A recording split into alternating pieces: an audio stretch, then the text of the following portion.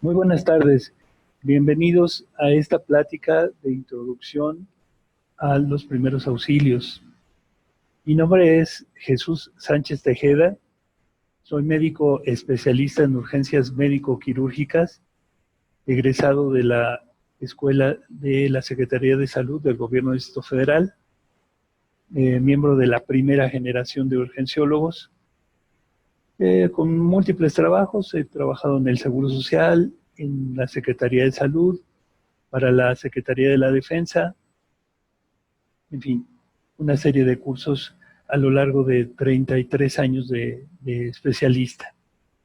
En esta ocasión, el tema que vamos a tratar es el de los primeros auxilios, siendo un tema muy importante y prioritario en estas épocas, sobre todo en estas épocas de pandemia, en la que no tenemos acceso ni fácil comunicación, ni fácil interacción de unas personas con otras, y que en ocasiones es necesario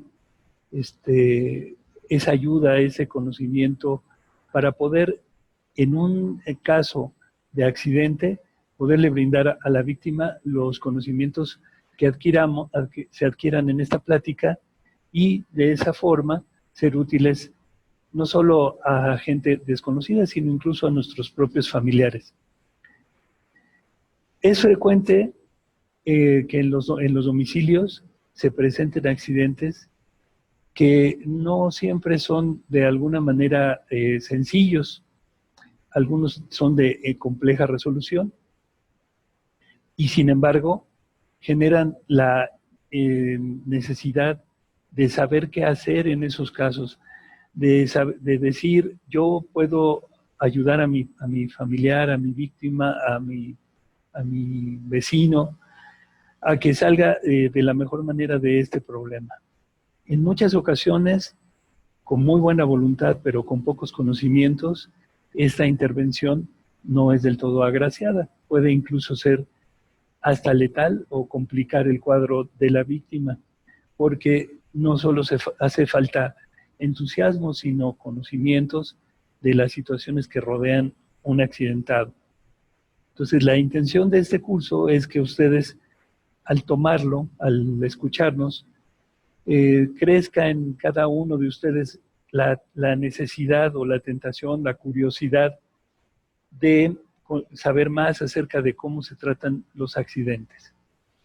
Esto, desde luego, es parte de un curso más completo en el que generaríamos todos los conocimientos de acuerdo a patologías y de acuerdo a una sistematización para que la persona sea totalmente capaz de dar los primeros auxilios en cualquier situación. Sin embargo, el punto importante de esta plática ahora es solo dar un esbozo general de qué se tratan las urgencias, por qué surgen y cómo podemos más o menos atender las más sencillas. También pasaremos a enumerar todos y cada uno de los diferentes padecimientos que conforman una urgencia que requiere primeros auxilios.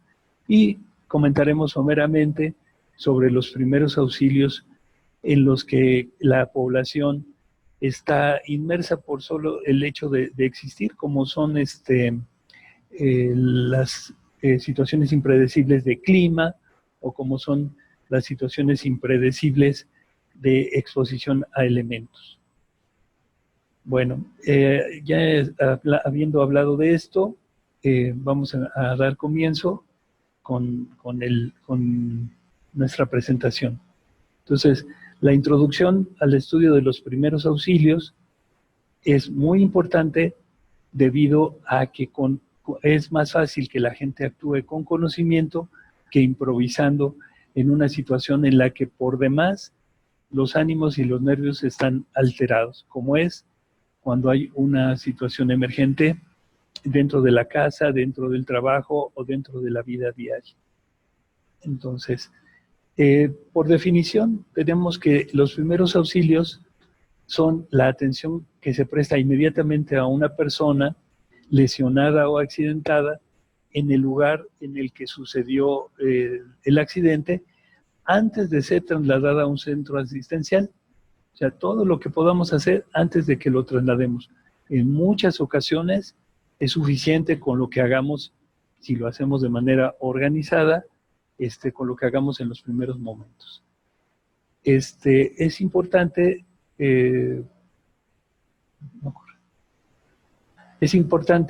saber que estas medidas de primeros auxilios son medidas terapéuticas urgentes que se aplican a víctimas de accidentes o enfermedades. Podemos tener personas que tienen enfermedades crónicas y que de momento presentan una urgencia o un accidente y que es necesario atenderlas muy independiente de su enfermedad crónica. El propósito de los primeros auxilios, desde luego, es aliviar el dolor de la persona lesionada, la ansiedad del paciente y de los que lo rodean, y evitar que se agrave el estado de salud de la víctima.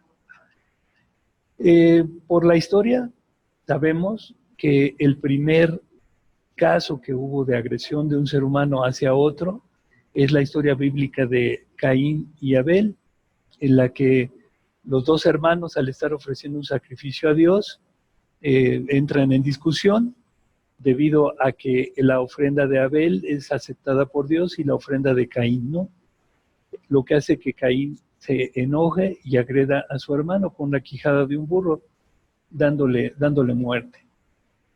A partir de ese registro, lo tomaremos como de los primeros en caso de la gente que considera al cristianismo como el origen del mundo, tenemos que hay una serie de registros históricos que nos hablan de que la vida del ser humano siempre ha sido accidentada.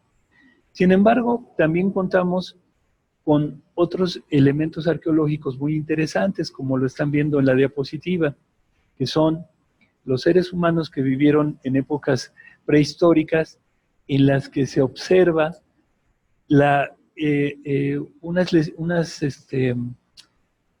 unas oquedades que se hicieron en el cráneo, que se les denomina trépanos. El motivo que se argumenta que por el que se hicieron históricamente es por cuestiones religiosas, pero bien pudo haber sido por la localización que tienen de unos procedimientos terapéuticos para pacientes con una hemorragia cerebral. En la primera diapositiva contamos con un caso en el que incluso el paciente sobrevivió algún tiempo a la lesión, pues los bordes que se presentan en el trépano están lisos. En el segundo caso, en la segunda diapositiva, observamos 3 trépanos que incluso no están concluidos y en los cuales se ven los bordes afilados del momento en que se hizo el trépano. Lo más posible es que la persona no haya sobrevivido a la trepanación. Históricamente, la necesidad de poder combatir enfermedades, de poder combatir calamidades de salud, recayó en los médicos. Los médicos inicialmente, que eran los chamanes del grupo prehistórico, se evolucionaron y transformaron en personas con conocimientos médicos cada vez más especializados. Durante la Edad Media vimos un salto tremendo ahorita de la Edad de Piedra a la Edad Media. Nos encontramos un manejo muy importante que se hizo de las epidemias, en la que es de llamar la atención la vestimenta que utilizaban los médicos, como se observa en el recuadro inferior del lado derecho, y en el que observamos la vestimenta especial que utilizaban los médicos para evitar los contagios en las épocas de las epidemias. Es una máscara hecha de papeles de diferente grosor, en la que en el pico que se observa colocaban plantas medicinales para estarlas inhalando y evitar que entraran los vapores de las enfermedades hacia el médico. Lo mismo el uniforme que utilizaban, todo negro, con una capucha y un sombrero, para evitar totalmente el contacto con las personas afectadas. En esa época hubo enfermedades terribles como es la peste negra, en la que vemos en la diapositiva superior del lado izquierdo, y en la que se ve la presencia de las bulas necróticas que genera esta enfermedad generada por riquecias que son traídas por un vector que es la rata. ¿Sí? La rata con sus pulguitas llenas de riquecias generan la propagación de la peste. Poco a poco, y debido también a las cuestiones bélicas mundiales, se notaron grandes avances en la medicina, pero todos aplicados inicialmente a la guerra. Y entonces tenemos que durante las guerras de Napoleón, en uno de sus médicos ideó el utilizar una carreta especial para levantar heridos de una manera más eficaz que uno por uno.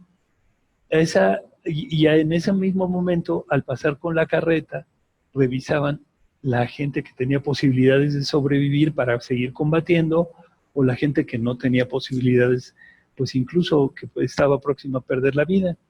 A esa forma de seleccionar pacientes se le denominó triage, y esa palabra ahora en las épocas modernas sigue en boga, pues en todos los servicios de urgencias del mundo se hace el triage, que es la selección de pacientes por la gravedad del padecimiento que presentan, siendo atendidos en el menor tiempo las personas con lesiones más graves o que ponen en peligro la vida, y al final, obviamente, las personas sin lesiones o que no están en peligro de perder su vida.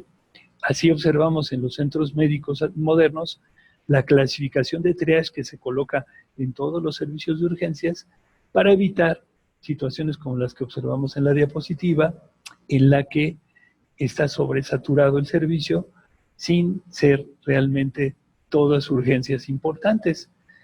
Sin embargo, caricaturizando este evento, tenemos la parte inferior, un dibujo en el que una persona protesta porque no es atendida inmediatamente solo por el hecho de que llegó antes. Eso es muy común, ¿eh? Las personas llegan a los servicios de urgencias y dicen, atiéndame porque yo llegué primero, y no le importa que el que viene atrás venga perdiendo la vida o esté mayormente lesionado.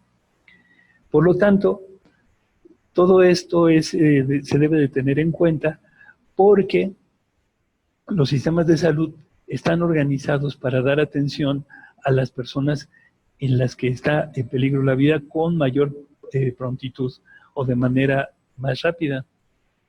Bueno, regresando a nuestro objetivo de los primeros auxilios, los objetivos principales de los primeros auxilios son la conservación de la vida. Hay que hacer lo que sea necesario para evitar complicaciones, tanto físicas como psicológicas del paciente, ayudando a que el paciente tenga una recuperación y asegurando su estabilización hasta el traslado a una unidad de atención en la que se dará el tratamiento definitivo. La clasificación, por lo tanto, de los primeros auxilios, como comentaba yo hace rato, tiene mucho que ver con la historia. Se dividen en dos grandes grupos: primeros auxilios emergentes o emergencias, que son todos aquellos eventos en los que existe peligro de la vida para el accidentado. Por ejemplo, un paciente con un paro cardiorrespiratorio, un paciente con asfixia, un paciente que presenta una hemorragia, un envenenamiento, un accidente industrial, un accidente automovilístico, en fin. Esos son accidentes que ponen en peligro la vida y deben ser atendidos prioritariamente. Hay otro grande grupo de primeros auxilios que se llaman no emergentes, en los que no existe la pérdida inminente de la vida, pero que sí requieren ser atendidos, como por ejemplo las quemaduras leves, dolores de cualquier tipo o articulares, fracturas no complicadas, dolores de parto, caries dental y entre otros, ¿no? Entonces es común también ver que hay personas que llegan solicitando a un servicio de atención de urgencias la atención inmediata por una caries dental, porque tienen mucho dolor. Esa situación, pues lo único que hace es retrasar tal vez la atención en una persona que sí está en peligro su vida. Si tomamos en cuenta que la caries dental, para darme dolor, requiere un promedio de 1 a 3 años de proceso, y que una vez cariada la pieza no es inmediato el dolor, sino 1, 2 o 3 años que se aparece el dolor, pues entonces la persona tuvo tiempo suficiente para acudir al dentista y no debe de dejar al último, porque presenta dolor, su atención. Bueno, los principios básicos de los primeros auxilios serán entonces, en primer lugar, llegamos al lugar donde está lesionado y debemos mantener la calma, tanto la calma personal como la calma de las personas que rodean al lesionado, ¿sí? Esto de alguna manera nos genera la situación de organizar cómo están las personas interactuando incluso con el lesionado o con la víctima de un accidente, y nos da la oportunidad también de preguntar a los testigos del accidente cómo fue, qué pasó, qué situación había antes del accidente, si era una situación de riesgo, si fue, por ejemplo, en el camión que está ilustrado en la diapositiva, exceso de velocidad, que se hubiese quedado sin frenos, que se le hubiera cruzado algo en el camino, o simple y sencillamente una persona que fue encontrada inconsciente en su automóvil y recargada sobre el volante. Es muy importante, por lo tanto, hacer que la gente se mantenga en calma, que la víctima, si podemos comunicarnos con ella, se mantenga en calma, y nosotros mismos también, para poder brindar lo mejor al paciente. El segundo punto, ya una vez que identificamos que hay una urgencia, una emergencia, debemos activar los servicios de emergencia públicos o privados, si es el caso, la gente que cuenten con este tipo de servicios. Una vez activado, tenemos que procurar regresar con nuestro paciente, activamos el servicio de emergencias. Llamamos a la ambulancia, le decimos la localización, le decimos ante lo que nos estamos enfrentando, y regresamos con el paciente para revisarlo de una manera rapidísima, para ver si hay dolores en algún lugar, si hay alguna hemorragia, si presenta convulsiones, o si hay algún caso, datos de intoxicación alcohólica o de alguna droga, o se sabe si hay alguna enfermedad previa en la persona. Ahora, debemos evaluar antes de acercarnos a la persona el lugar en el que ocurrió este accidente o en el lugar en donde se encuentra la víctima de una urgencia. Debemos identificar si hay peligro incluso para acercarnos, si hay fuentes de fuego, fuentes de gas, fugas, o hay derrumbes, o hay cables de corriente eléctrica que puedan poner en peligro la vida de la persona que se acerque a dar los primeros auxilios. Una vez que podamos acercarnos y ya dimos nuestro primer vistazo, vimos si hay hemorragias, si el paciente está consciente, en este momento en el que ya checamos que no haya peligro para acercarnos al paciente, bueno, entonces identificamos si la persona tiene signos vitales, si está consciente, si está inconsciente, si tiene las heridas, si hay alguna herida expuesta, y ya podemos hacer un análisis mucho más minucioso. El quinto paso es no hacer más de lo indispensable o más de lo que sabemos. Esto es, hay que evitar improvisar, hay que evitar tratar de mover a la persona como de lugar, porque podemos agravar las lesiones. O, en caso de que sean urgencias menores, incluso el evitar la conseja popular de, pues, dale un remedio, dale una pastilla, quítale el dolor, páralo de cabeza, ninguna situación de esas que de alguna manera por conseja popular se dan cuando hay un paciente lesionado. Recuerden que cuando una persona está accidentada, lo más importante es evitar que se complique su situación y hacer de manera más accesible que los servicios de urgencias lleguen profesionalmente a atenderlo. Debemos evitar, les decía, hacer caso a la gente que está alrededor, porque de médico, músico, poeta y loco, pues todos tenemos un poco y todos queremos opinar, todos queremos decir, todos queremos hacer, pero si no tenemos una buena formación o unos buenos conocimientos o unas bases adecuadas, podemos agravar la situación. Otro paso importante, el número 6, en este caso de las urgencias en la vía pública, sería mantener la temperatura corporal de la víctima, evitando que esté en el piso, o si no se puede, ponerle una frazada. Retirarlo lo más posible si hay líquidos o agua para que no pierda calor. Igualmente hay que tranquilizar mucho a la víctima, no dejarla sola y no administrar ningún tipo de medicamentos. Ahora, dentro de los primeros auxilios en la vía pública hay algo que se denomina principios de gestión, que son lo más importante que debe de asumir la persona que está tomando el papel de prestador de primeros auxilios, que es, primero, no asumir ningún riesgo para la persona, o para el enfermo, o para el lesionado, o para ningún testigo. Esto es, venga para acá, acérquese aquí, dígame de cerca qué está sucediendo. Puede haber cables, puede haber gas, puede haber fuego. Lo más importante es no asumir ningún riesgo. Controlar la situación para que sin peligro se pueda acceder a la persona y se pueda acceder, los servicios médicos puedan acceder. Esto a veces es muy sencillo, como cerrar las llaves del gas, quitar las tomas de corriente eléctrica, o mover un poquito a la persona, si es posible, de un sitio donde haya un derrumbe inminente o un desplome de alguna situación, un poste o un mismo carro que se puedan venir abajo. Si es posible, atender a la persona lesionada, y se debe actuar siempre por etapas. La máxima prioridad de gestión de una persona que presta un primer auxilio será proteger a la víctima, avisar a los servicios médicos y socorrer a la víctima.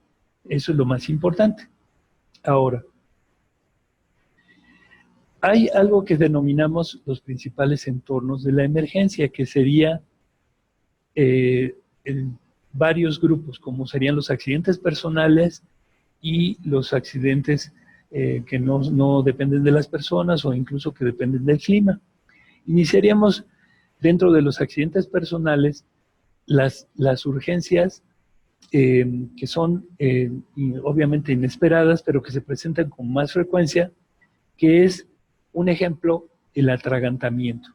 El atragantamiento, todo el mundo lo hemos visto o lo hemos incluso sufrido, en el que por comer rápido, en el que por tomar bocados grandes, una persona adulta o mayor de edad puede irse esa comida le llamamos, por otro lado, entre comillas, dice la gente, el vulgo popular, pero es que la comida invada la vía aérea o la obstruya, lo que genera sensación de ahogamiento, ¿sí? El atragantamiento es un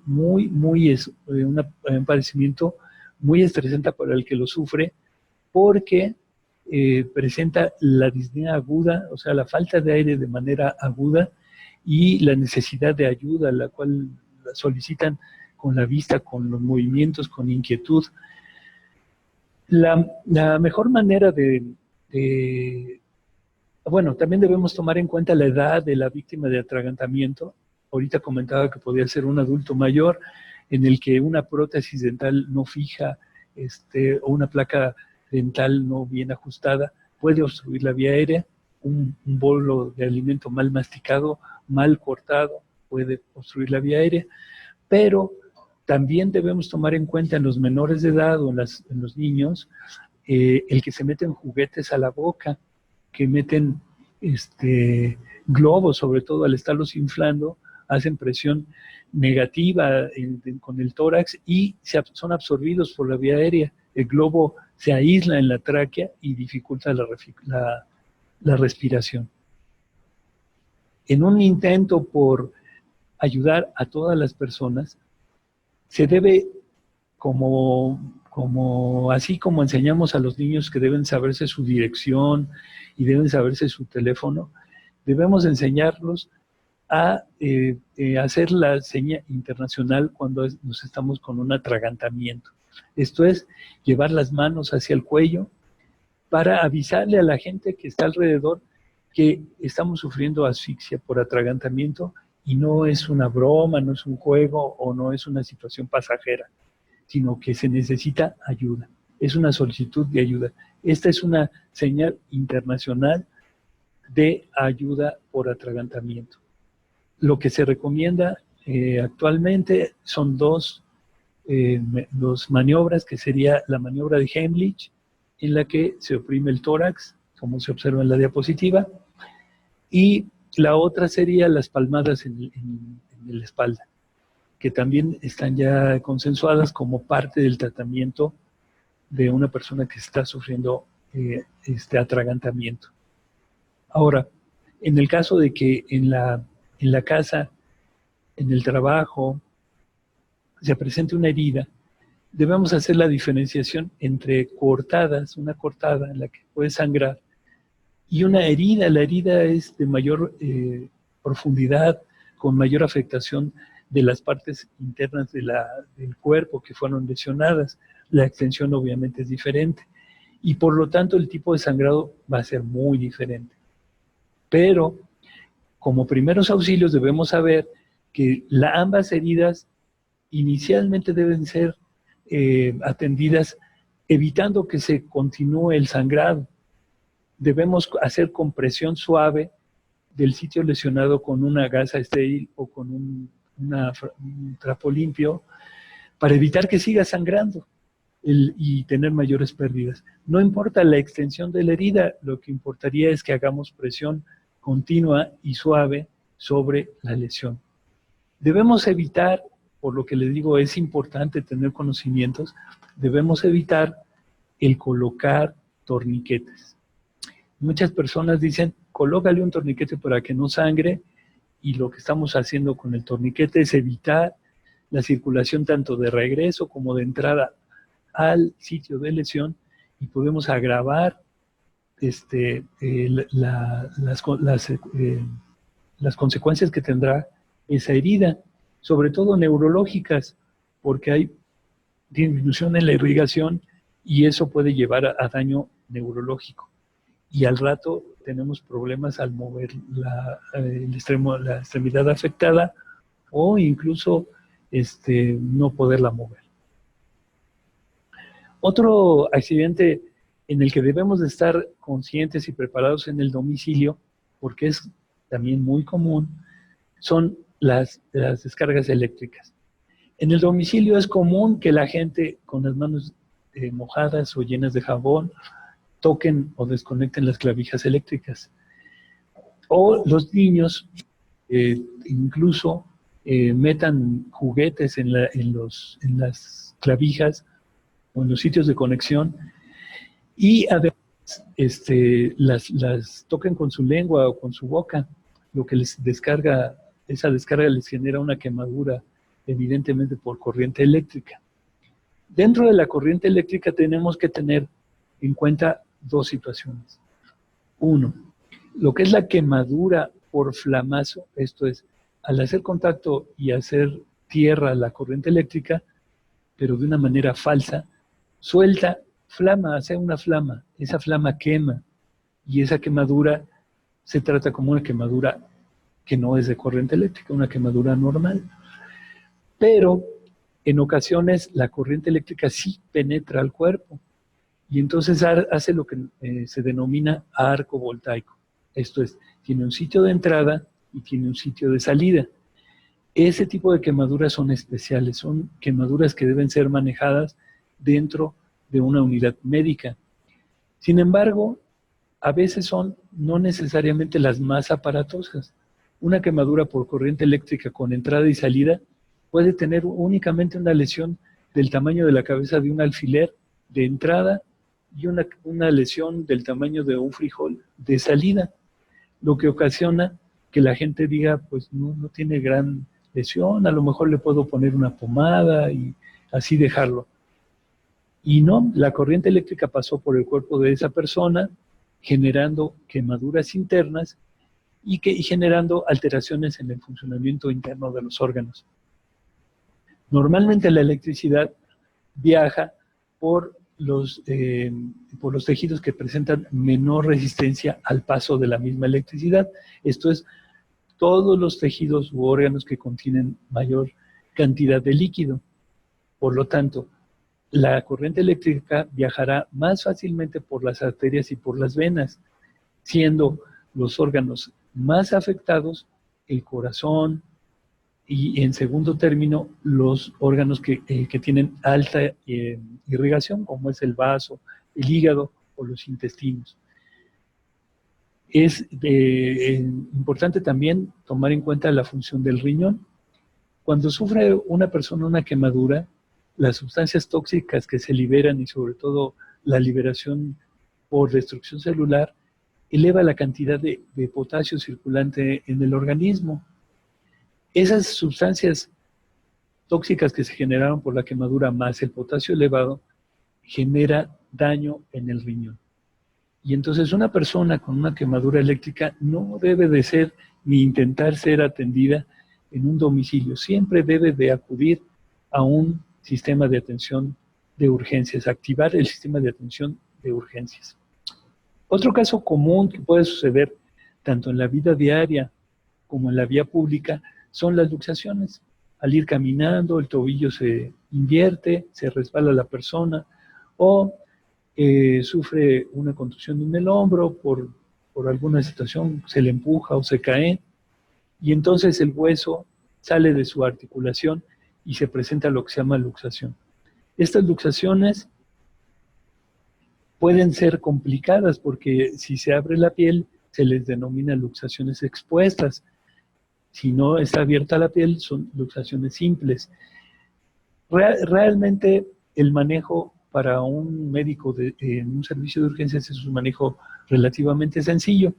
Para una persona que no tiene conocimiento puede resultar fatal porque al intentar meter el hueso en su lugar pueden elongarse los nervios, las arterias y generar mayor daño del que presentaba la víctima. Por lo tanto, hay que saber en qué forma hacer la reducción de estas luxaciones. También es importante saber cómo hacer un buen entablillado para evitar que se mueva esa luxación, que no se presente dolor y poderla llevar a un hospital. Esos primeros auxilios son los que se deben aprender en un curso como como este, en el que intentamos dar la mayor información y que las personas tengan un mayor conocimiento de cómo hacerlo. Ese entablillado no debe de comprimir la circulación, no debe de afectarla, no debe de comprometer la situación y el funcionamiento neurológico de la persona, porque la complicación sería elongación de los plexos nerviosos y posteriormente complicaciones como es la dificultad para mover el pie o el hombro o la pierna en determinado momento. Las luxaciones de los dedos también son frecuentes, pero tienen las mismas consecuencias. Una mala reducción puede dañar la arteria y complicar algo que era sencillo con algo más complejo. Ahora, no se debe de intentar hacer reducciones sin contar con un estudio de rayos X para saber si no está fracturado también esa luxación, y entonces hacer todavía más difícil la luxación y mucho más riesgosa, con mucho más riesgo de que el fragmento que está libre pueda rasgar arterias, venas o nervios. Bien, cuando presenta la persona algún tipo de caída, algún tipo de golpe, puede presentar lesiones o fracturas. A veces las lesiones son sencillas de atender, no hay mayor problema, un vendaje, pero hay fracturas que pasan desapercibidas. Una fractura en el dorso del pie puede verse así como en la diapositiva, como solo un enrojecimiento y aumento de volumen. La persona no puede caminar, no puede apoyar su pie, y si no se arregla esa fractura, si no se le da atención, puede tener complicaciones como es la formación de pseudoartrosis. Esto es, fracturas que pegan de manera patológica y en las que se genera una articulación en un sitio en el que no debía haber una articulación. Entonces, un hueso largo con una pseudoartrosis tiene movimiento en el centro o en el lugar donde se haya fracturado, lo que da inestabilidad a la marcha, inestabilidad al movimiento. Hay algunas fracturas, como la que se ve en la diapositiva del centro, que presentan daño vascular, y entonces observaremos inmediatamente el derrame vascular sobre el área afectada, en este caso la muñeca. Es más importante, sobre todo, no manipularla, no tratar de jalar esa fractura y acudir con un médico. Y las fracturas más graves, que son las complicadas, en las que el hueso o el fragmento fracturado sale por la piel, esas son fracturas expuestas y que requieren un manejo quirúrgico, tanto para hacer el aseo de la zona como para restablecer la función del hueso. Bien, ahora, en el mismo ambiente casero podemos tener algo que son los envenenamientos. En este caso pusimos un ejemplo que suena más ilustrativo, que sería que por la curiosidad de los menores de edad, en un jardín se encuentran un hongo y lo ingieren, se lo comen, y ese hongo es tóxico o es venenoso. Por lo tanto, se debe tener precaución cuando los menores juegan en lugares públicos o en jardines en los que puede haber algún tipo de flora o de fauna que es tóxica.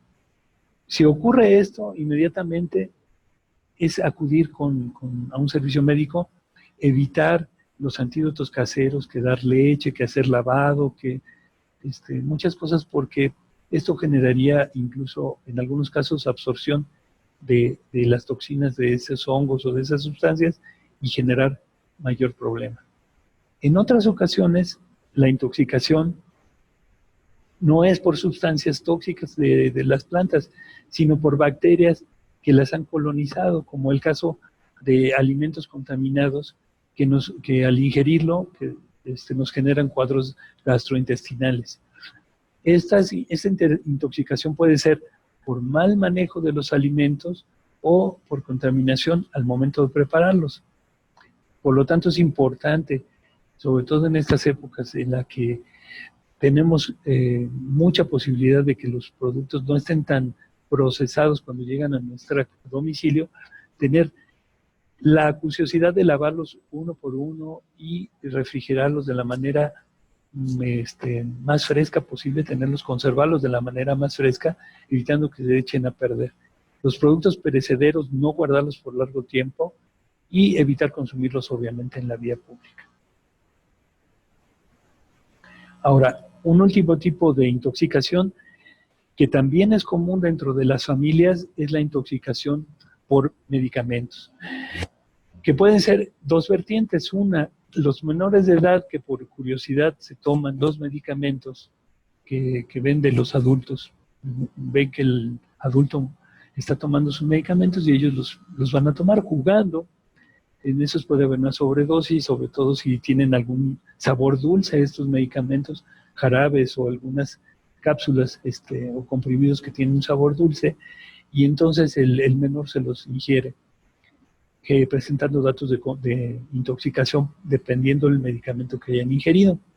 Pero otro caso importante sería el de los adultos mayores que toman su dosis de medicamento y olvidaron que la tomaron, duplicando, triplicando y a veces hasta multiplicando la dosis que deberían de tomar, lo que genera un cuadro de intoxicación. En estos casos es sumamente importante lo que comentábamos de valorar el entorno de la lesión o de la persona víctima. ¿Por qué? Porque vamos a encontrar o vamos a buscar los empaques o los recipientes de los medicamentos. ¿Por qué?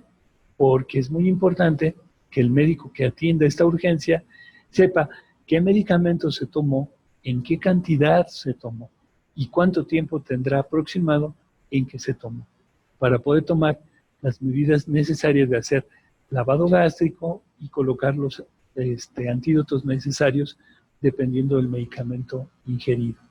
Hay algunos medicamentos que no tienen antídoto y por lo tanto es sumamente importante conocerlos. ¿Por qué? Porque esos medicamentos, cuando lleguemos al hospital, el médico lo que va a hacer es algo que se llaman medidas generales, tratando de evitar que el paciente se complique y haciendo que el cuerpo, de alguna manera, de manera natural y forzándolo también, elimine el medicamento por sí mismo. Bien, otro accidente que puede suceder en el entorno familiar sería el de la intoxicación por gas.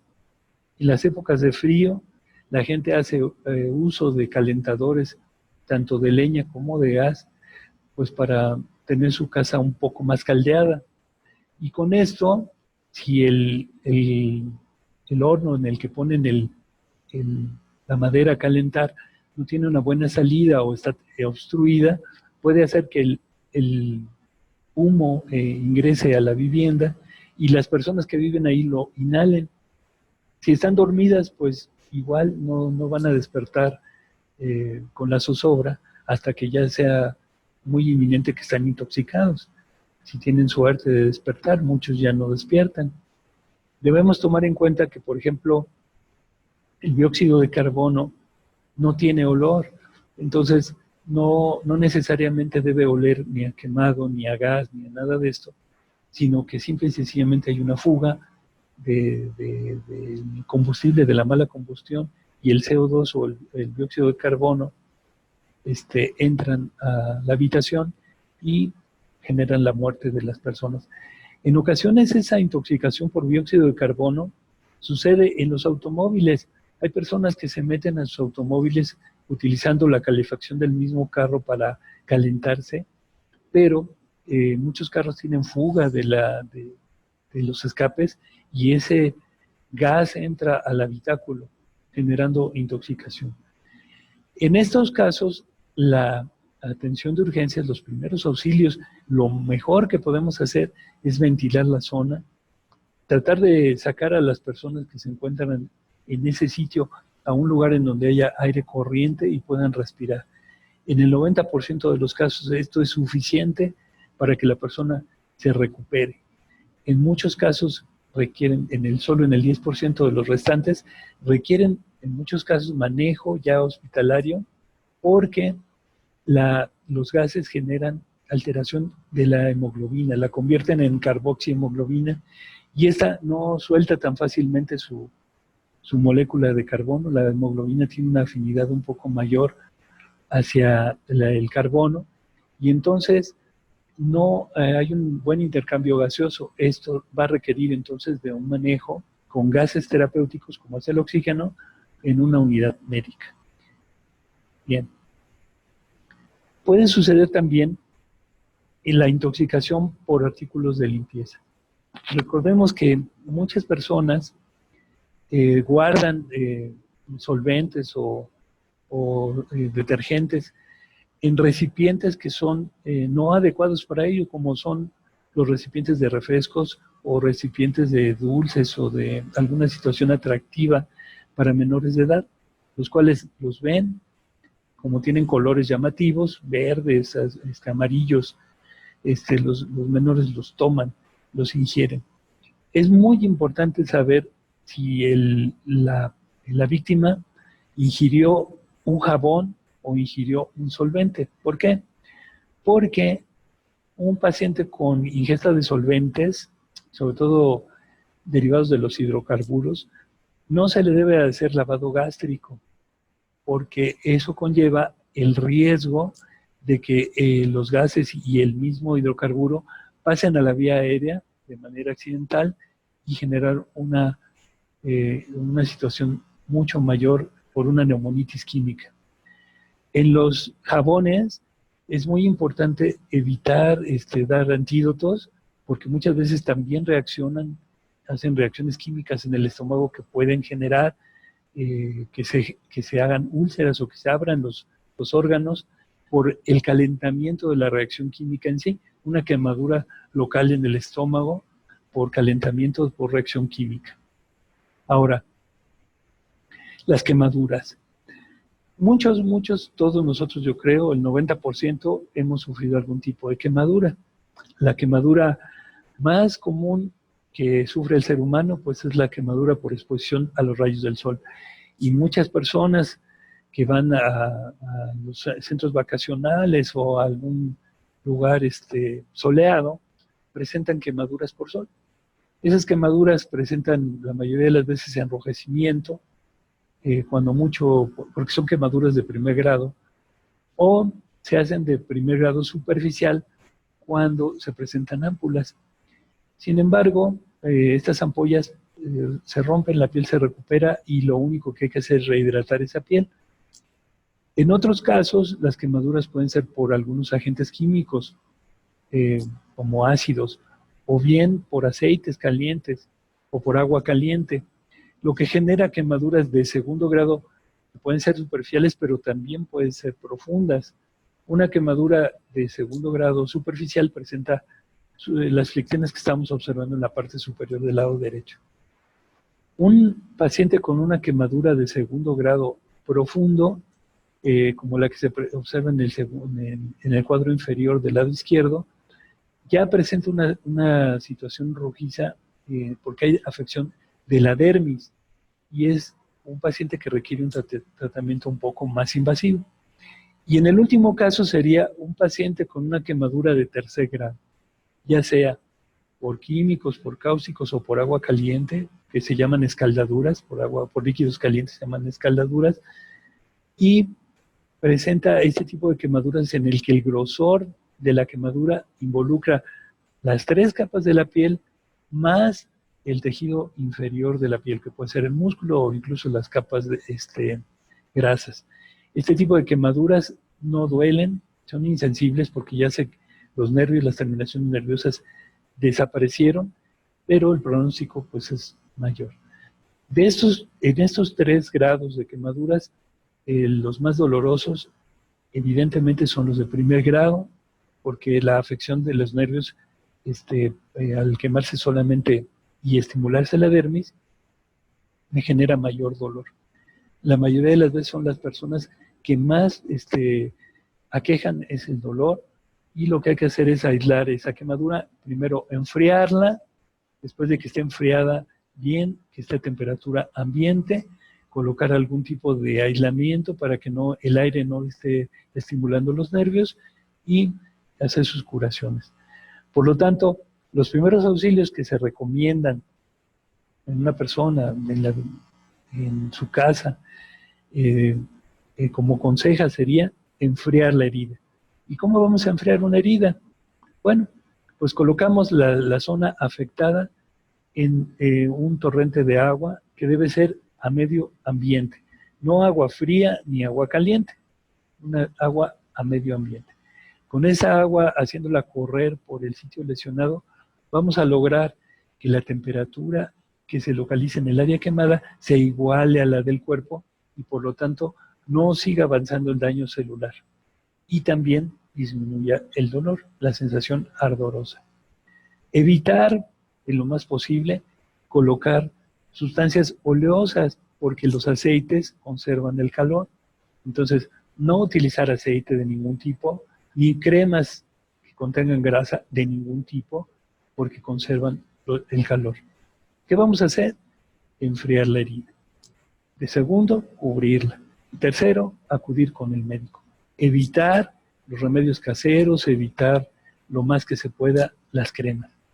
Si no tenemos opción, si el servicio médico tarda y queremos hacer algo y no tenemos acceso a líquidos corrientes para enfriar esa lesión, bueno, podemos hacer caso de algunas consejas populares, que serían como la yema de huevo, la clara de huevo, la papa, una papa en rodajas colocada en el sitio, o algún otro tipo de leguminosa, que podría ser hasta jitomate, cebolla, que de alguna manera contienen muchos líquidos y que enfrían, por su situación de medio ambiente, enfrían la lesión. De ninguna manera hay que colocar medicamentos, jabones, o tratar nosotros de lavar la herida, aunque esté sucia o que tenga tierra. Lo más que se puede hacer es colocar o hacer pasar agua corriente. Bien. En ocasiones tenemos amenazas de fauna. muchas veces las pensamos inconcebibles en nuestra vida diaria, pero la fauna puede ser desde mosquitos que hay en cualquier lugar, hasta arañitas o incluso algún tipo de serpiente, ¿no? Entonces, lo más común en la vida cotidiana van a ser las mordeduras o picaduras de insectos, como las arañas, las hormigas, las pulgas, ¿sí? Los mosquitos. Ahora, dentro de algunas comunidades, las garrapatas o las abejas. Debemos de tener cuidado en el manejo, sobre todo, porque la garrapata se mete dentro del tejido y genera, allí empieza a comer la piel y va depositando sus excrementos, y la exposición a esos excrementos genera una enfermedad que se llama enfermedad de Lyme, que es la enfermedad por garrapata, y es una complicación mayor. Cuando el tratamiento era sencillo, o sea, localizar el sitio donde se encuentra la garrapata, hacer una pequeña incisión y sacar la garrapata. Si no nos sentimos diestros o no tenemos capacitación en hacer eso, lo mejor, cuando hay una picadura que no cede en el transcurso de 1 o 2 días, que es dolorosa y que además está muy enrojecido, pues es acudir al médico para que él de alguna manera descarte que se trata de una garrapata o bien la mordedura de alguna arácnido. Bien, en ocasiones las picaduras o las mordeduras de la fauna pueden ser muy graves, como por ejemplo las mordeduras por serpiente, en la cual la serpiente inocula un veneno que es anticoagulante y que me va a provocar lesiones como las que observamos en la imagen, que son flictenas hemorrágicas que cada vez van siendo más confluentes y de mayor tamaño. Esto genera incluso necrosis del extremo afectado y hace prioritaria la atención evidentemente hospitalaria con antídoto anticrotálico. ¿Sí? Ahora, dentro de las urgencias, perdón, se pasó. Perdón, disculpen ustedes. Dentro de los cuadros médicos emergentes más importantes, vamos a tener el cuadro de las alergias. La alergia es una situación que se da por liberación de una sustancia que se encuentra en unas células de la piel que se denominan células cebadas. En esas células se encuentra una sustancia que se llama histamina, y la histamina se libera, ya sea por cuestiones de un golpe o por cuestiones de un alergeno. Esto es una cuestión inmunológica en la que la inmunoglobulina E libera la histamina de la piel y nos genera un cuadro que ustedes han visto frecuentemente, que es el cuadro de la rinitis alérgica, ¿no? En la que por estación un alergeno, el polen, genera escozor en los ojos, rinorrea, ardor de garganta. Pero cuando esa liberación de histamina es más intensa, se pueden presentar cuadros como son la dermatitis atópica o dermatitis alérgica, en la que hay un tipo de lesiones rojizas de grandes zonas, muy pruriginosas, y si esto continúa, y si se presentan continuamente cuadros alérgicos, puede ocasionar enfermedades graves como son el asma bronquial. El asma bronquial sería el grado mayor de una reacción alérgica. Entonces, ¿qué debemos hacer cuando una persona está en contacto con alergenos que refiere que se tiene sensación de picazón en la garganta? Alejarlo del alergeno lo más pronto posible, porque se puede presentar inclusive cierre de las vías respiratorias por la liberación de la histamina y por la presencia del alergeno. No es una situación sencilla en la que se tome algún medicamento de forma casera y eliminemos todas las posibilidades de complicaciones. El manejo sí es con antihistamínicos, pero debe de supervisarlo un médico, sobre todo por la duración del tratamiento y por el tipo de medicamento que debemos utilizar. Entonces, ¿qué haríamos como primeros auxilios dentro de un cuadro de una reacción alérgica, como les decía, tratar de evitar el contacto con los alergenos, quitar a la paciente del medio ambiente y llamar a un servicio de emergencias inmediatamente. Hay situaciones físicas en las que se complican las alergias, como son la presencia de caries dental. La caries dental hace que se presenten cuadros repetitivos alergénicos inespecíficos. Y muchas veces el médico se da cuenta porque son alergias a sustancias que frecuentemente no son tan terriblemente alergénicas. Otro cuadro frecuente pues, es la alergia al huevo o algún medicamento ingerido.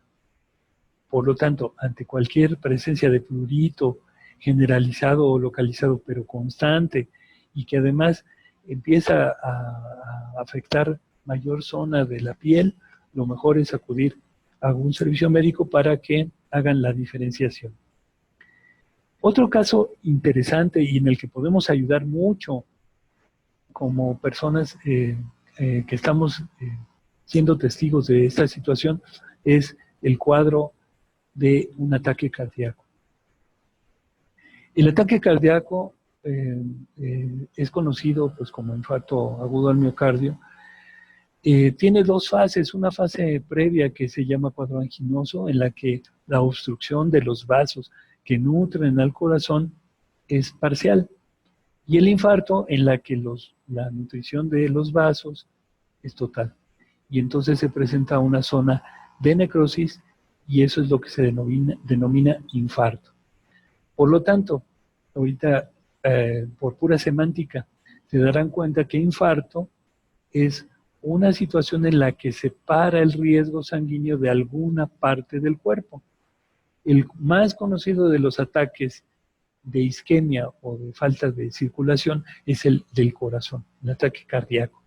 Pero puede suceder ataque de isquemia cerebral, isquemia pulmonar, isquemia intestinal, isquemia de la piel. O sea, en cualquier sitio en el que hay una mala circulación, un compromiso agudo de la circulación, se presenta una zona de isquemia o de necrosis. Bueno, con el dato de un ataque cardíaco, es importante saber que de manera natural las víctimas de un infarto siempre, o casi siempre en el 90% de los casos, se llevan la mano hacia el corazón, indicando que le tienen un dolor intenso en el corazón. Eso se le denomina así signo de Murdoch. No necesariamente implica que todas las personas que se llevan la mano al corazón tienen un infarto, pero sí hay mucha posibilidad de que así esté sucediendo. Por lo tanto, aquí es donde con más academia entra en la situación de calmar a al paciente. Una vez que empieza un ataque cardíaco, lo más importante es que no haya más consumo de oxígeno por el mismo corazón. La angustia hace que aumente la frecuencia cardíaca y por lo tanto aumente la demanda del corazón para más oxígeno. Y eso hace que la zona necrosada sea mayor, más grande. Por lo tanto, el estar en tranquilidad, el estar en reposo, me va a disminuir mucho la zona de lesión. Y esto lo vamos a lograr calmando al paciente, o sea, dándole ánimo, diciéndole que ya viene el servicio, que ya hablamos al servicio médico de urgencias y tratar de que respire de manera tranquila, no agitado, y de esa manera vamos a lograr un menor consumo de oxígeno, realmente muy valioso en los momentos agudos de esta situación. También es importante, si conocemos a la persona, saber sus hábitos, si está en exceso de peso, si es asiduo al tabaco, si presenta sedentarismo, si no presenta o no hace ningún tipo de ejercicios, o si es una persona que hizo ejercicio de fin de semana, que en toda la semana no hace ejercicio, pero el fin de semana hizo ejercicio muy intenso, también es proclive a presentar un cuadro de infarto. Ahora, hay situaciones actuales muy desagradables, muy no deseables, que es la presencia de infartos en personas menores de edad, como jovencitos de menos de 15 años o 15 años a 25 años, Normalmente ellos no presentan un infarto de manera natural. Ese tipo de infarto se presenta por intoxicaciones frecuentes o ser adictos a cocaína. La cocaína me genera vasoconstricción y entonces genera una zona de infarto en personas jóvenes. Por lo tanto, también es importante saber sobre esos antecedentes cuando se llegue con el médico. Decirle al médico, mire, es una persona que presentó dolor torácico a tales horas, se le calmó, tiene el antecedente de sobrepeso, tiene el antecedente de ingesta de medicamentos o es adicto a alguna sustancia. Y entonces el médico va a actuar de manera muchísimo mejor y cumplimos con el objetivo de los primeros auxilios, que es tratar de salvaguardar o proteger lo más que se pueda la función y la vida de las personas. Bien, otro caso común también médico dentro de la familia, de la sociedad normal, es la deshidratación. La deshidratación en menores de edad en muchas ocasiones pasa desapercibido, porque el bebé solamente lo encontramos lloroso, no se le observa ninguna otra situación. Cuando la deshidratación aumenta de grado, se presenta en lo que en pediatría conocen como hundimiento de la fontanela, porque se deshidrata del cuerpo en general, hay una menor producción de líquido cefalorraquídeo y por lo tanto la fontanela, que es el tejido cartilaginoso en el cráneo, todavía no osificado en el menor, se hunde un poco. Ese hundimiento pues me da muchas nociones de que el niño necesita, o el menor de edad necesita manejo con líquidos, pero en ocasiones no se está a la mano de los líquidos o la persona que le está atendiendo al menor realmente tiene poca educación o pocos conocimientos, o el menor tiene un cuadro de diarreico agudo o de vómito importante, y entonces se presenta deshidratación severa, en la que ya observamos hundimiento de los ojos, resequedad de las mucosas, algo que en medicina se llama el signo del lienzo húmedo, que es que al pellizcar la piel del menor, la piel se va a quedar como si fuera un pedacito de tela. No regresa a su forma y tamaño normal, sino que queda como si fuera un pedazo de tela.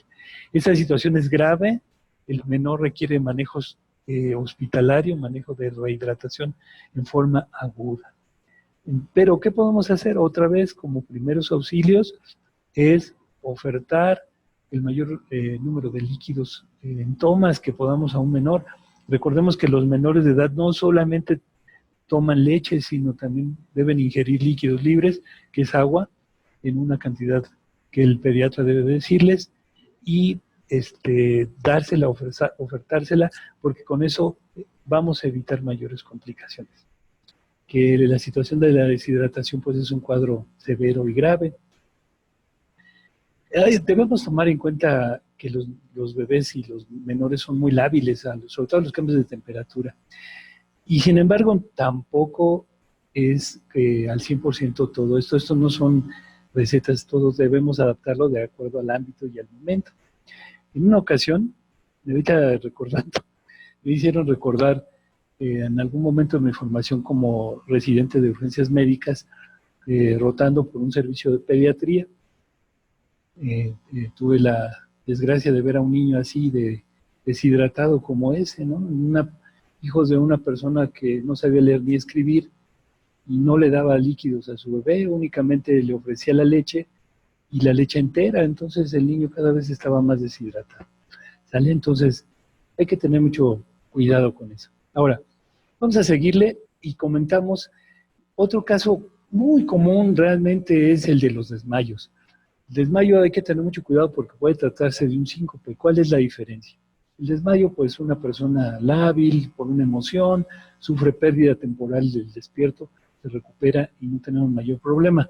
Pero puede estar sucediendo que tenga un infarto cerebral o que tenga una trombosis cerebral, y entonces la persona no se va a mover, no se va a recuperar o vamos a notar que hay déficit neurológico. Eso también se los podemos explicar claramente en el curso más completo, ahorita solamente lo vamos a mencionar, pero hay una serie de parámetros que se buscan en la exploración neurológica. Bien, ahora, también es común el que tengamos un cuadro que se denomina dificultad respiratoria, en el cual la clave es un dato clínico que se le denomina disnea. Disnea significa sed de aire. Entonces, una persona normal corre 20 calles o lo persigue un camión o lo persigue un perro, y llegando a la reja de su casa, pues tiene disnea y tiene una sensación de falta de aire, pero eso es normal. Pero si tenemos una disnea, que no solamente ya es la dificultad para respirar, sino aparte de que refiere la persona sed de aire, le observamos aleteo nasal, le observamos que respira tratando de tomar aire más con la boca, y si podemos verle su tórax, observamos algo que se llama tiraje intercostal, que es la utilización de los músculos accesorios para respirar, entonces vamos a tener el cuadro de dificultad respiratoria. Esto es muy común en los niños, como la diapositiva que ven en el centro, en la que se observa el tiraje intercostal, se les marcan sus costillitas cada que el menor de edad toma aire. Bien, cuando observemos un cuadro de estos, es necesario acudir al médico, sobre todo ahora que estamos en la etapa de pandemias y infecciones de vías respiratorias. Cuando alguien refiere disnea, hay que acudir inmediatamente al médico, no esperar, no se me va a quitar, no tomando agua se me va a quitar. La disnea es una situación peligrosa. Bien, la cefalea. ¿Cuántas personas de los que estamos aquí presentes no hemos tenido un cuadro de cefalea? Pero es importante saber si se me quitó, si no se me quitó, con qué se me quitó, cada cuánto se presenta, si se presenta con periodicidad o es de vez en cuando.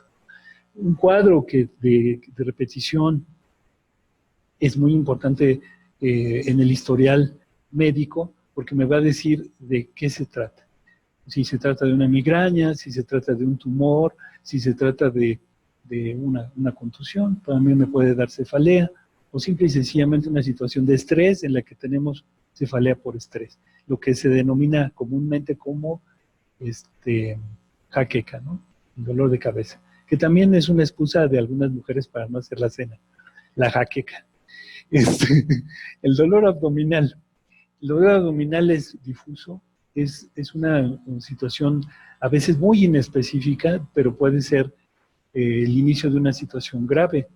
Cuando ese dolor también tiene historial, cuando es repetitivo, cuando no se quita, cuando no hay un antecedente claro, lo mejor es acudir al médico. Normalmente la persona afectada por el dolor abdominal, al igual que la persona afectada por un dolor torácico, se lleva las manos al sitio donde le duele. Y entonces podemos más o menos localizar qué lado del abdomen es el que le duele. Y si se toca el lado derecho, pues vamos a tener la obligación de descartar que se trate de una apendicitis, o de un cuadro de una colitis, o de un cuadro de una gastritis, dependiendo del lugar en donde se toque el paciente. En ocasiones es solamente la inflamación del intestino delgado, y eso también me da dolor abdominal, pero generalizado. Entonces se lleva las manos a los dos sitios, tratando de abarcar todo el abdomen. Es común también los cólicos de origen de los órganos sexuales, como es internos, como es en el caso de del útero en las mujeres, cuando hay situaciones de regla, que hay dismenorrea o infecciones en las trompas en algunos casos, ¿no? Entonces, todo eso es importante como antecedente, se debe de tomar en cuenta y acudir al médico para su adecuada atención. Ahora, hay otras situaciones de emergencia, como son como son la fiebre. En pacientes, no la fiebre es la anterior, convulsiones. Una persona que presenta convulsiones puede presentar pérdida del despierto. Las crisis convulsivas van desde crisis convulsivas localizadas hasta crisis convulsivas generalizadas. Las crisis convulsivas focalizadas pueden ser en menores y en adultos, en las que de repente la persona se queda viendo al aire y tuvo una crisis focalizada, o se mueve un dedo, o mueven una pierna y es una crisis convulsiva cuando se presenta con periodicidad. Cuando hay una crisis convulsiva generalizada, entonces el cuerpo todo se mueve de manera incoordinada, pero se presenta algo que los neurólogos llaman el aura. Esto es, la persona sabe que va a convulsionar, tiene una premonición de que va a convulsionar, y durante la convulsión se presenta relajación de esfínteres. Esto es, a fuerzas hay relajación de esfínteres porque el cerebro ya no controla ninguna función, y entonces el paciente presenta salida de orina o se defeca. Esto es bien importante porque con eso podemos distinguir entre una crisis convulsiva verdadera y una crisis convulsiva que pues, puede ser por histrionismo, ¿no? O pseudocrisis. También es importante estar preparado para atender una crisis convulsiva. Ahora, fiebre. La fiebre también es un síntoma muy inespecífico, sin embargo, cuando se presenta, es importante tomarlo en cuenta, ¿sí? Sobre todo ahora, vuelvo a repetir, en épocas de infecciones virales, en la que tenemos fiebre y pues hay que recurrir a checarnos la oximetría y ver si no hay una infección respiratoria o afección respiratoria. Pero la fiebre también puede ser una reacción, por una reacción alérgica, también puede ser una fiebre neurológica o por medicamentos. Por lo tanto, su atención también debe de ser vista a fondo por un médico en un servicio de urgencias. Pero nosotros como primeros auxilios debemos esperar, no esperar a que suba a 40 la temperatura, sino tratar de bajarle la temperatura a la persona por medios físicos. Esto es, aplicación de fomentos de agua a medio ambiente para bajar la temperatura. Las hemorragias pueden ser nasales o pueden ser conjuntivales. La nasal frecuentemente es por la mala costumbre de escarbarse la nariz, sobre todo en los menores, pero también puede ser un síntoma de que las plaquetas están bajas. En los ojos puede ser datos de una contusión, pero también puede ser parte de una enfermedad. Por lo tanto, hay que evitar que la persona sangre, hacer compresión en la nariz o evitar que se tallen los ojos y acudir al médico para que rápidamente nos diga el porqué del sangrado. El vómito, pues, igual nos puede deshidratar. El vómito es muy peligroso en los menores de edad porque se pueden broncoaspirar y pueden presentar muerte súbita. Esto es muy común en los recién nacidos que los alimentan en la cuna y no los alimentan cargados. Al ser alimentados en su cunita, no presentan el eructo que debe, la salida de aire que debe de tener, y entonces al regurgitar y vomitar se broncoaspiran y mueren. Y entonces presentan muerte súbita en la cama, en la cunita. Es una situación bastante triste. Bien, los desastres naturales. En eso sí no vamos a poder ni siquiera meter las manos, como dicen vulgarmente, pero sí podemos estar preparados. Imagínense unas personas que viven en una zona que es proclive a las inundaciones, pues van a tener todos sus documentos dentro de un papel, en unas bolsas impermeables para no perderlos. Si una persona vive en un lugar donde hay inundaciones, va a estar también preparado con ropa especial o tener una maleta en un sitio para que cuando las autoridades avisen, evacuar y salir inmediatamente. Cuando hay una inundación, es muy importante que la gente no intente cruzar las calles, los ríos, o incluso hasta la calle de su casa, porque puede haber una oquedad en la cual puede ir esta persona a irse por ahí. Entonces es muy importante no hacer el valiente en esas situaciones y acudir a los centros que diga la autoridad para acopio de personas y de alimentos. Ahora, puede suceder también que el frío, por cuestiones climatológicas severas, haya bajas temperaturas. No lo podemos evitar, pero sí podemos resguardarnos o evitar que la gente en zonas de riesgo esté viviendo a la intemperie o en lugares donde las techumbres son poco permeables o son de lámina, lo que genera mayor frío en sus viviendas. También Protección Civil los ayuda. Si nosotros, como personas que queremos ayudar con primeros auxilios, observamos una familia que vive en una situación similar, con láminas de metal o con láminas de cartón y el lugar es muy frío, debemos dar aviso a Protección Civil para que los socorran y los atiendan. Las lluvias intensas, sobre todo en las grandes ciudades, también ocasionan desastres y accidentes, sobre todo porque la gente tiene la mala costumbre de tirar basura en la vía pública y en las coladeras, entonces las tapan y cuando llega la lluvia el nivel de las aguas sube. Esto es también peligroso porque si llevan alguna fuerza el agua, puede incluso arrastrar víctimas, animales o cosas que pueden lesionarnos. Los vientos fuertes que pueden arrancar árboles, como vemos en la diapositiva, la bandera está toda rasgada precisamente por el aire, pero los vientos fuertes pueden jalar tanto espectaculares de la vía pública como árboles que estén muy grandes o muy viejos.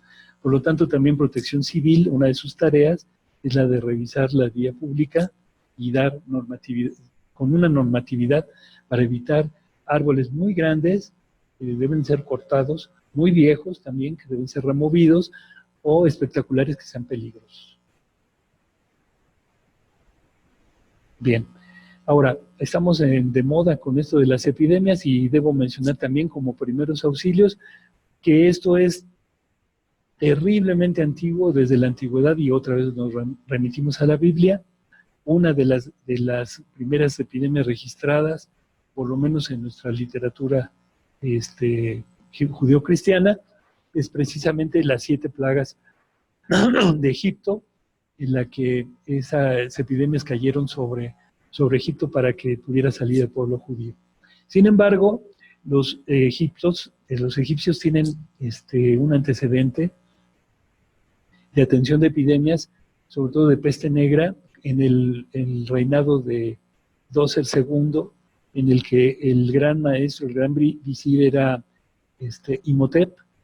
Imhotep atendió con éxito una peste bubónica, y lo que él hizo en la desesperación de atender a sus víctimas fue abrir esas bulas y con eso le salvó la vida. Entonces, de ahí en adelante, pues tuvo más estudios sobre ello.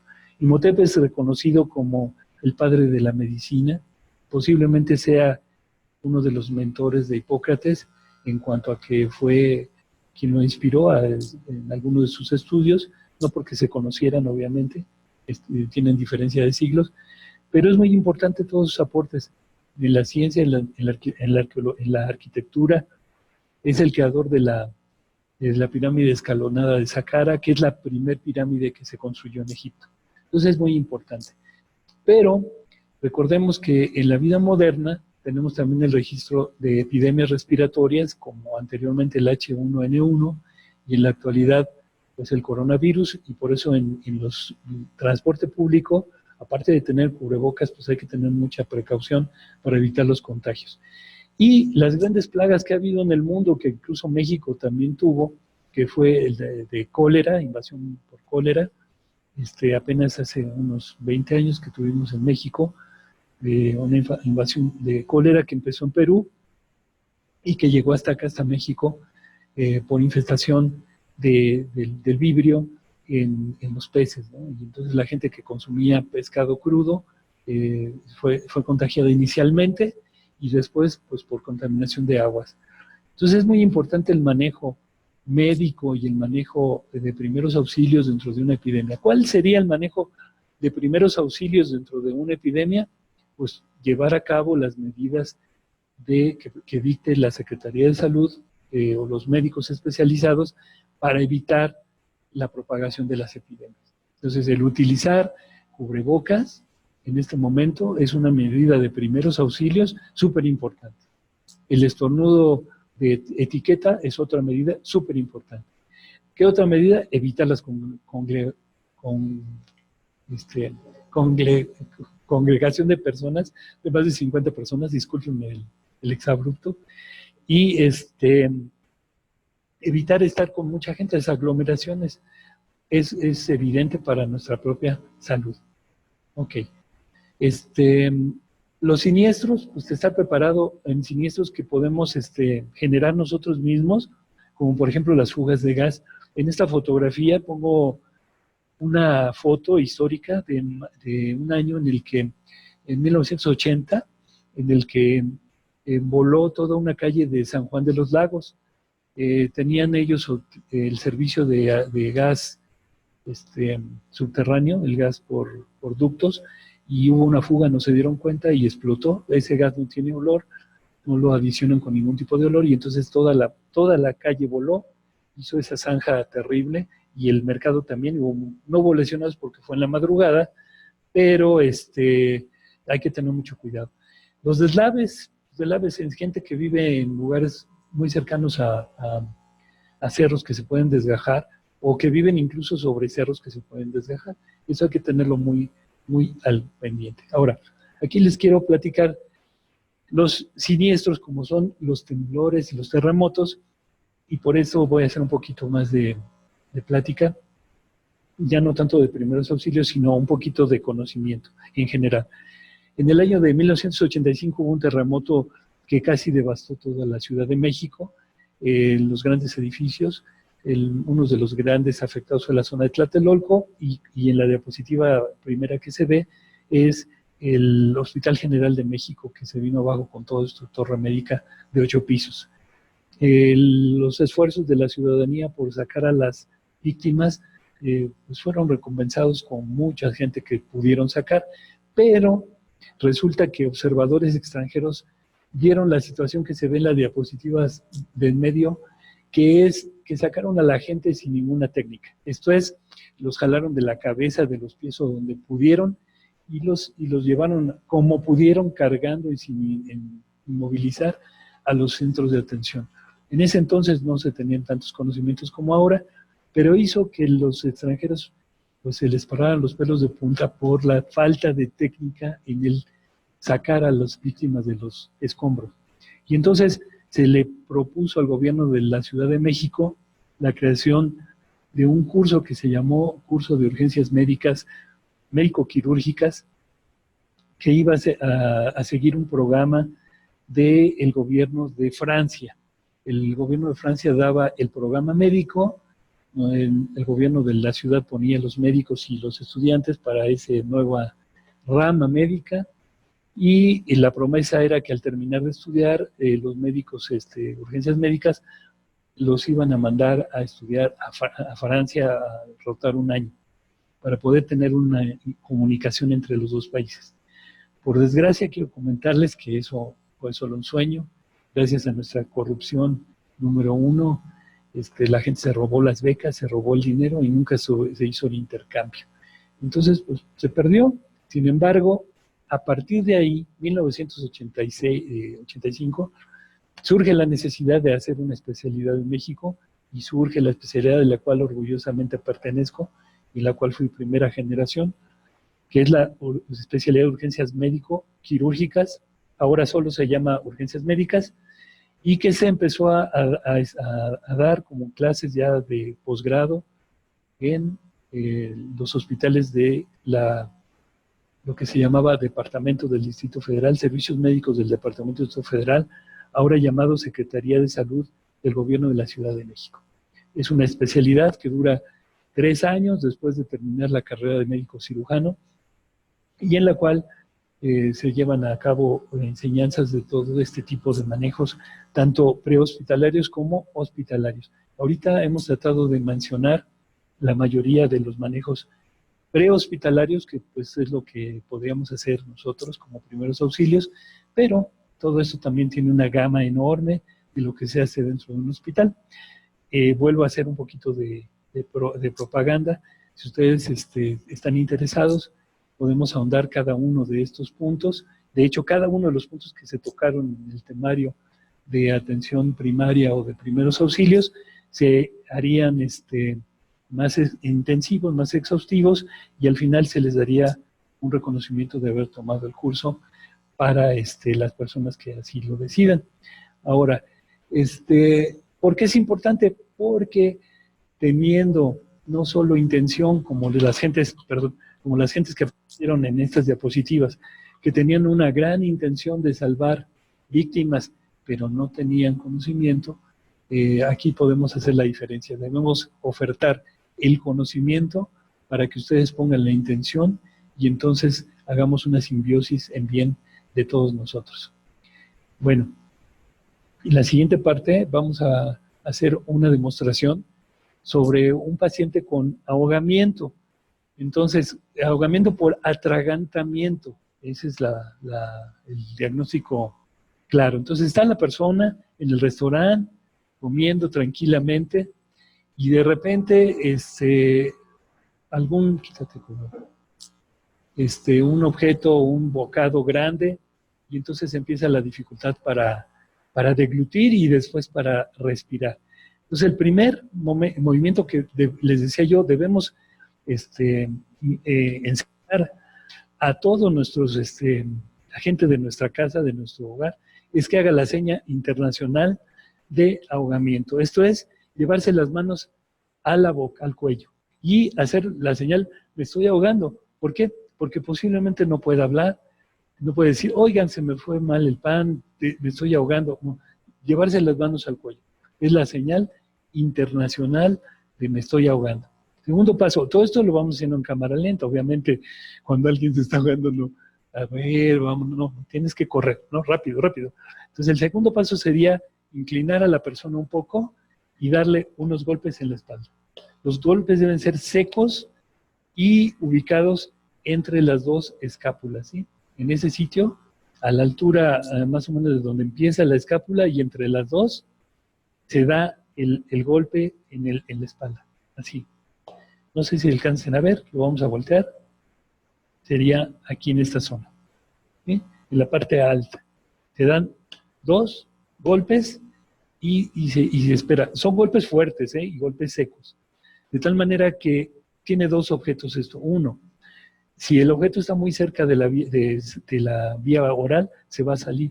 Si no lo está, lo vamos a aflojar un poquito con el golpe. Segundo paso, vamos a colocar nuestras manos. Primero, la mano dominante va a abrazar a la no dominante. Si ustedes son zurdos, pues al revés, pero en el caso yo soy diestro, bueno, doblamos nuestro puño y metemos el pulgar dentro de los dedos. ¿Sí se observa? No cerramos el puño así, sino metemos el pulgar en medio. ¿Sí? Ok, una vez que está hecho eso es rapidísimo, ¿no? Una vez que está hecho eso, esta cara de la mano, o sea, donde está el pulgar, la vamos a orientar hacia el epigastrio de la víctima, en el epigastrio. ¿Sí ven? Y con la otra mano la vamos a empuñar hacia arriba, en un golpe seco, así, rum, hacia arriba. Seco y hacia arriba. Con ese movimiento vamos a aumentar la presión intraabdominal, se repercute a la presión torácica y va a tratar de escupir o va a lanzar lo que tenga atorado en el cuello. Como ya lo aflojamos con los 2 golpes, ya lo podemos sacar con la maniobra de Heimlich. En caso de que la persona no salga, volvemos inmediatamente a inclinarla y damos otros 2 golpes. Y volvemos a hacer otra vez la misma, ¿sale? Bueno, hasta este punto. Esto es solo un ejemplo de algo sencillo, pero realmente la maniobra de Heimlich tiene muchas variantes. ¿Por qué? Porque tenemos personas pequeñas en las que me tengo que agachar demasiado para hacerla, personas muy altas en las que no alcanzaría, obesos, embarazadas, menores recién nacidos, todos esos tienen una técnica y esa técnica debemos aprenderla. ¿Para qué? Pues para tener todas las tiene la familia, todos los integrantes pueden ser víctimas. Entonces, si todos saben hacerlo, pues podemos comer a gusto todos, ¿sí? Ya no se nos va el chicloso. Bueno, pues muchísimas gracias. No sé, algún tipo de pregunta. Estamos aquí para contestarlas y nuevamente para invitarlos a que pues se inscriban al curso que formalmente el día 26 daríamos inicio con una parte de esto, entonces, obviamente lo desglosaríamos para ir avanzando poco a poco. La persona, después de tomar unos dos cursos o 3 cursos, tenga un diploma como capacitado para atención de primeros auxilios. La idea es que ustedes sepan también un poquito de la fisiología del cuerpo, para que de alguna manera estén de manera más preparada ante cualquier eventualidad. Les pongo un ejemplo. Una situación en la que hay una persona que acude al dentista.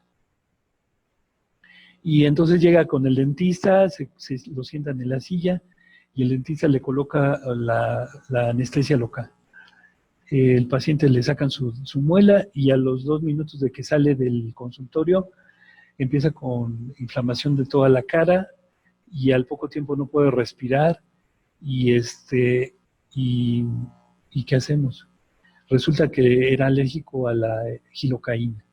Y entonces estábamos hablando que una de las urgencias es alergias.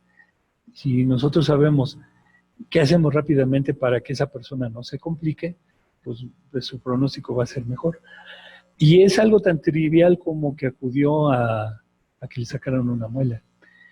Es tan impredecible a veces la alergia, que bueno, les cuento que en una ocasión atendía a una persona, una mujer, que llegó también con paro cardiorrespiratorio al hospital, después de que había tenido a su bebé, tuvo su parto, y en el momento en que le colocaron, lo atendió un particular en su domicilio, y en el momento en que le aplicó la anestesia para hacer la sutura de la episiotomía, la paciente se presentó dificultad respiratoria. Entonces, todo eso tenemos que saber qué hacer, cómo responder, cómo actuar, y sobre todo no hacer más allá de lo que debe de ser, ¿no? También cosas chuscas, les cuento que en una ocasión salí a atender una urgencia en el hospital porque oigo gritos en la puerta y había un señor dándole masaje cardíaco, según él, a otro que estaba en el suelo. Y cuando le pregunto qué está haciendo, me dice muy grosero que pues, le estaba dando masaje cardíaco. Entonces veo al que está en el suelo y estaba con los ojos abiertos y estaba consciente. Entonces le digo, no, es que no necesita masaje cardíaco. Y entonces dijo, no, lo que pasa es que yo ya lo salvé. Yo ya le di el masaje y ya lo salvé. Bueno, entonces eso es lo que les prometo no haríamos. Hay que dar el conocimiento, pero saber cuándo y cómo usarlo y por qué.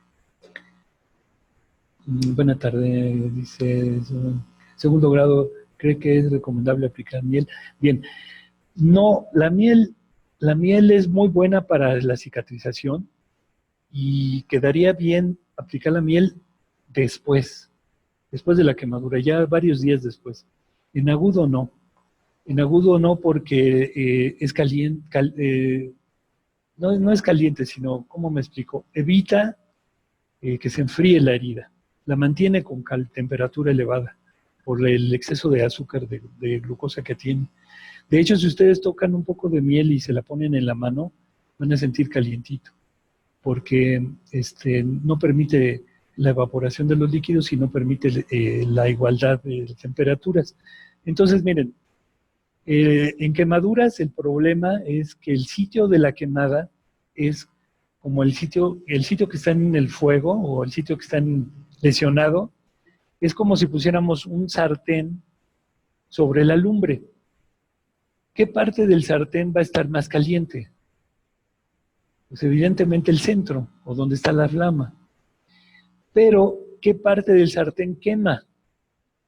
Todo. Quema todo, quema a veces hasta el asa. ¿Qué quiere decir? Que en la quemadura está caliente porque está quemando o se quemó una parte del cuerpo, pero esa parte sigue caliente y sigue lesionando a su alrededor porque sigue caliente. Lo que pasa en el sartén. ¿Qué tenemos que hacer? Enfriarlo. Entonces poner algo que esté a temperatura ambiente o más abajo, no hielo desde luego, para que el tejido caliente deje de lesionar al tejido vecino. Y entonces en ese momento se limita la lesión. Al momento de disminuir la temperatura también evitamos el dolor, porque el dolor está dado por irritación nerviosa. Y de esa manera vamos a evitar que la lesión se haga mayor. Ahora, esto no quiere decir, a ver, fíjense bien, esto es muy importante, y eso lo veríamos también en quemaduras, nos iríamos paso por paso, pero básicamente no quiere decir que al aplicar agua no se va a hacer una flictena. La mayoría de las gentes tiene la idea de que la flictena me habla de gravedad, y no. En este caso, la flictena es porque se secuestra líquido, y no me habla tanto de la gravedad como de que ya se está circunscribiendo la lesión. Está solo en el sitio donde está la flictena, ¿sí? Entonces, no es, les digo, el tratamiento no es para evitar que se haga flictena, se van a hacer las flictenas, pero sí es para evitar que de una lesión pequeña, de 1 centímetro, se haga de 2, de 3, de 4, de 5, mientras se va enfriando de manera natural. Entonces, por eso la miel no. En caso de luxación, ¿cómo sugiere el entablillado? Bien, el entablillado se sugiere para atención prehospitalaria como un entablillado suave. Ya no se dice que utilicemos madera, sobre todo había una época en que se decía que con dos tramos de madera y una venda. Pues, si estamos en el campo y en el llano a lo mejor y sí, pero si tenemos un botiquín como el que también sugeriríamos después del curso, se utilizan unas férulas de cartón, un cartón corrugado de más o menos 15 centímetros por 20, se colocan a los dos lados de la zona que vamos a entablillar, y con una venda, primero le damos una pasada a la lesión, al sitio lesionado, y después ya ponemos los cartones y una venda más para sujetar. No se sugiere colocar la piel directamente con la tablilla por dos razones. Una, se puede pegar, y dos, podemos con la misma tablilla lesionar. Hay que acolchonar un poquito el entablillado. Por eso va primero una venda, muy suavecita, no apretada, y después se colocan las dos férulas. La posición del entablillado será para evitar el movimiento de la articulación. Entonces, ¿dónde la voy a poner? Pues donde me inhiba más el que la persona mueva la articulación. De hecho, los yesos se colocan siempre evitando mover dos articulaciones, pero bueno, eso ya es de hospitalario. De la vía pública, con que evite yo que se mueva la zona afectada. Por ejemplo, si está lesionada la rodilla, voy a poner mi férula en la cara anterior y en la posterior de la pierna, para evitar que se doble la rodilla.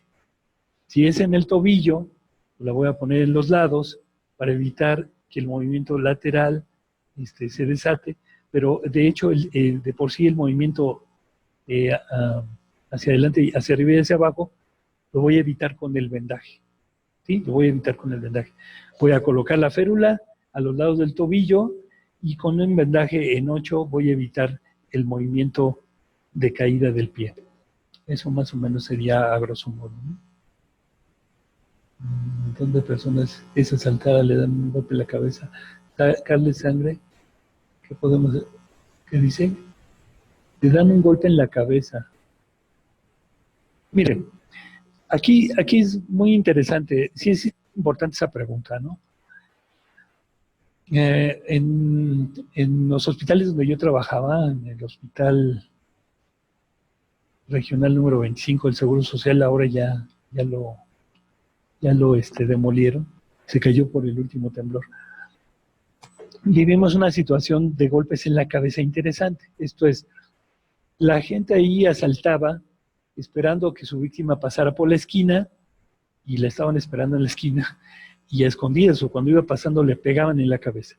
¿Sí? Y entonces se desmayaba y la asaltaban y ya. ¿Qué hacer? Pues es que también depende de dos cosas. Uno, el paso número 1 para atención de un paciente lesionado es llegar y preguntarle, ¿está usted bien? ¿Por qué? Porque al preguntarle me doy cuenta de muchas cosas con solo si me contestó o no me contestó. Esto es, si me contesta, sé que está respirando, que está consciente o medio consciente y que pues por lo menos puede decirme qué pasó. Si no me contesta, pues puede estar desmayado y requiere atención y puede no estar respirando. Pero queda en medio el que dice cosas que no entiendo, pero de alguna manera trata de contestar. Bien, de esos tres eventos, ¿cuál sería el más grave? Pues el que no me contesta, porque entonces tengo que preservar una vía para que esté respirando, evitar que se ahogue y llevarlo a un hospital. Eso también se les podría enseñar como primeros auxilios. Si la persona balbucea, de todas maneras la tengo que llevar al hospital. Y si la persona contesta, pues entonces ya tengo oportunidad de saber si levantaron una piedra y solo está descalabrado, si perdió el conocimiento y lo recobró, si está orientado, si me dice dónde está, qué le pasó, bueno, pues estoy tranquilo. Si no sabe dónde está, o le pregunto su nombre y me dice Benito Juárez, o le pregunto la fecha y me dice 31 de febrero, o no sabe ni dónde está, entonces esa persona, aunque esté respirando, aunque esté aparentemente consciente, debo llevarla al hospital, ¿sí? Entonces, cada caso debemos de individualizarlo. No puedo generalizar y decirle, a todas las personas que les pegan en la cabeza, póngales un curita doble. No, no, no, no, no, no. Definitivamente debo de llevarlo al hospital, ¿sí? ¿Por qué? Porque hay que sacarle una radiografía mínimo y saber si no tuvo una fractura y si hubo pérdida de la conciencia más, ¿sí? Sí hay que llevarlo. Las úlceras varicosas, ¿se puede usar miel? Claro, claro, la miel es buenísima para cicatrizar. Es un cicatrizante natural y de hecho en las úlceras varicosas sí está muy recomendado. Yo lo utilizo en las curaciones frecuentemente, pero es interesante cómo se pone. No es nada más ponerle la miel. Se lava, se limpia con agua corriente y la miel se coloca en una gasa. No se puede poner sobre la piel, pero siempre hay que poner una gasa para que la miel se absorba y quede adherida a la lesión y no moverla hasta el otro día, ¿sí? Y no estarla quitando. No es nada más ponerla, es dejar el vendaje con la miel. La miel tiene muchos, ¿cómo se llama? Produce inmunoglobulina A, o sea, un anticuerpo, pero además contiene antibióticos naturales y entonces me va a evitar infecciones. La misma cantidad de glucosa elevada hace que las células muertas se rompan y más fácil se caigan, entonces por eso sí sirve en las úlceras diabéticas. Ahora, un accidente donde, ¿qué dice? El cuerpo sufre por arco voltaico. Ok, podemos hacer en lo que llegan los servicios. Inmediatamente, un arco voltaico, lo que hay que hacer es tranquilizar a la persona. Si es posible, y ya vimos que es un arco voltaico, retirar todo lo que traiga metálico, evidentemente. Segundo punto, solo tranquilizarla. Las heridas de entrada y de salida se deben manejar como si fueran quemadura normal. Esto es enfriarlas, ponerles líquidos fríos y cuando mucho cubrirlas y esperar al servicio médico. Este tipo de quemaduras, súper importante llegar al hospital para que le tomen un electrocardiograma, porque el órgano, como les dije, más afectado por la forma en la que viaja la electricidad es el corazón. La electricidad viaja por las arterias y por las venas. Y entonces el corazón es pura sangre, es pura arteria y es puras venas. Entonces ahí vamos a tener un problema grave. Si no le tomo un electro y no sé si se lesionó, puedo decir, no tiene nada y realmente tenga un infarto que no lo voy a notar. Por eso es prioritario que acuda al hospital. Ese es de los casos en los que diría que lo único que puedo hacer es enfriarle la herida, quitar lo metálico y tranquilizar a la víctima.